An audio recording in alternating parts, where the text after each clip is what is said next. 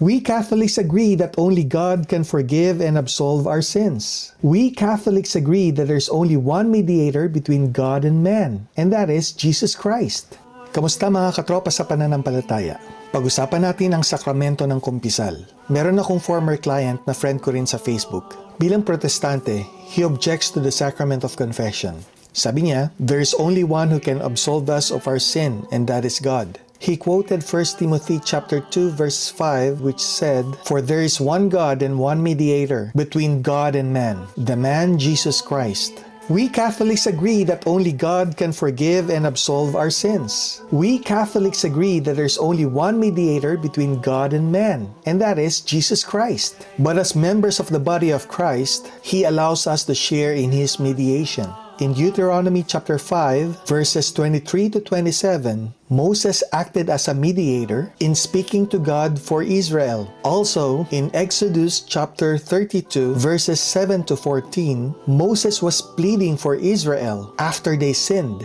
In Ezekiel chapter 22, verses 29 to 30, the prophet Ezekiel conveys the Lord's search for someone who would intercede on behalf of the land and stand in the gap to prevent its destruction. In 1 Samuel chapter 2, verse 25, it raised the question, who can intercede? But why raise the question if they can go directly to Jesus? In Job chapter 9 verse 33, Job expresses his longing for someone who can stand as a mediator. See all those passages? Why didn't they go directly to Jesus? Because it is understood that it is possible to have a human co-mediator of Jesus. Let's take a look at other scripture passages. In 1 Corinthians chapter 3 verse 11, it says that we have only one foundation, namely Jesus Christ. But in Ephesians chapter 2 verses 19 to 20, it says that there's more than one foundation. The apostles and prophets were called to be the foundation of the household of God, of course, with God as the capstone. Another example, in Ephesians chapter 4, verses 4 to 5, it says that there's only one Lord, pertaining to Jesus Christ. But in Revelations chapter 19, verse 16, it says that there's more than one Lord. Jesus is called to be the King of Kings and the Lord of Lords. Another example, in James chapter 4, verse 12, it says that there's one lawgiver and judge, pertaining again to Jesus Christ. But in 1 Corinthians chapter 6, verse 2, it says that there's more than one judge. The holy ones were called to judge the world. Are these contradictions in Scripture? No, not when these passages are all properly understood in context. Jesus is the only foundation, Jesus is the only Lord, and Jesus is the only judge. But we are members of Jesus' body. Therefore, we are able, according to the graces given by Christ, to share in His role as foundation, as Lord, and as judge, and in other aspects of Christ as well.